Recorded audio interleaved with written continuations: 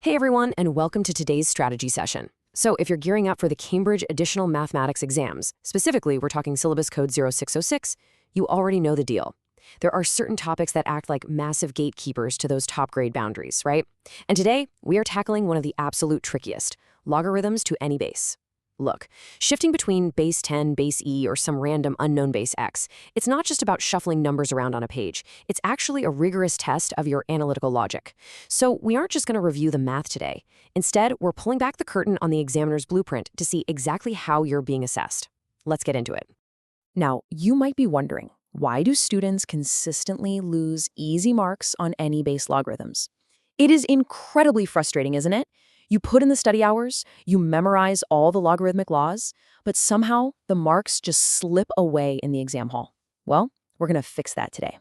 By the end of the session, you'll know exactly what principal examiners are hunting for in your answers, and more importantly, how to sidestep those common traps that bleed easy marks. Okay, here's our roadmap for this masterclass. First, core logarithm principles. Second, the procedural framework. Third, our problem-solving strategy. And finally, critical examiner insights. All right, starting with Section 1, Core Logarithm Principles. Let's establish that theoretical foundation. So the separation between average and top-tier candidates, it happens right here. Average candidates usually rely on superficial breadth. They memorize isolated equations like the change of base rule and treat it like some standalone magic trick. But top-performing candidates, they show analytical depth. The examiners actually note that students who reference cross-topic connections achieve significantly higher marks. For example, maybe you spot how a log equation with different bases is secretly just a hidden quadratic equation once you use a clever substitution. That's huge. The examiners aren't just checking if you can plug numbers into a formula. They are actively testing your structured, logical reasoning. Moving on to Section 2, the procedural framework. Let's turn that theory into a step-by-step methodology. When you're staring down in any base logarithm question, I want you to apply this 5-step procedural flow. Step 1, deconstruct exactly what's being asked. Literally take a breath, don't just rush in. Step 2, extract the relevant data and interpret those relationships given in the prompt. Step 3, select your analytical framework, like which specific logarithm laws are you going to need to unify those bases. Step 4, execute with clear notation. And step 5, present with correct terminology. Notice those active verbs there? Extract, select, execute. The examiner reports stress that presentation follows strict conventions. You've got to use proper headings, appropriate formats, and perfectly clear mathematical notation. It's really not just about getting the right number at the bottom of the page, guys. It's about executing a professional, highly readable process. Okay, Section 3, problem-solving strategy. Let's talk about applying critical analysis. Top-tier problem-solving is powered by this continuous engine, the deconstruct, solve, evaluate loop. First, identify your given info and break the complex problem down into logical chunks. Next, solve systematically. But here is the absolutely crucial part, the part where average students stop and top students keep going, the evaluation phase. You must check your answers to see if they actually make sense. Higher order assessment objectives in this syllabus demand that you evaluate the quality of your evidence. Like, have you checked for mathematical limitations? Did you make sure the argument of your logarithm remains strictly positive? What underlying assumptions did you make? Listen, when you explicitly show the examiner that you are evaluating your own mathematical conclusions, you are operating at the absolute highest analytical levels.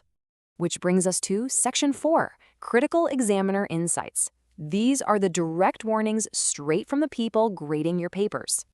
Pay close attention here, because these are the exact traps where students bleed easy marks straight out of the Cambridge Principal Examiner reports. Trap number 1, using the wrong approach for the given context. This usually means blindly applying a log rule without checking if the specific context actually allows for it. Trap number 2, forgetting format and presentation conventions. Like we talked about earlier, messy annotation or bad terminology is going to cost you heavily. And trap number 3, answers lacking specific context. If a question gives you a real-world or theoretical constraint, say time needs to be positive or base numbers must be strictly positive and not equal to 1, your final logarithmic solution absolutely has to reflect that constraint. Don't just leave a mathematically correct but contextually wrong answer on the page.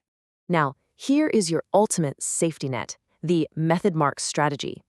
Examiners explicitly warn us that students lose marks simply by not showing their working. They actually remind candidates that even if your final answer is totally wrong, method marks can literally save your grade. Practical application in this exam isn't just about flawless mental math, it's about proving your professional skills. So, by writing out your logical steps, explicitly showing your base change substitutions, and maintaining clear notation throughout, you are locking in those method marks. If you make a tiny, silly arithmetic error at the very end, but your procedure was rock solid, the examiner can still award you the vast majority of the points. Seriously, never leave the examiner guessing how you arrived at a number. Show the work. Master the process, secure the grade. It really all boils down to that. We need to stop treating any base logarithms as just some memory test and start treating them as a structured analytical framework. So the next time you sit down with a past paper, actively apply that deconstruct, solve, evaluate loop. Write your steps out clearly, use the proper terminology, and grab every single method mark available to you. All right, I'll leave you with this to chew on for your next study session. Armed with this examiner blueprint, how are you going to deconstruct your very next mathematics question? Let's get to work.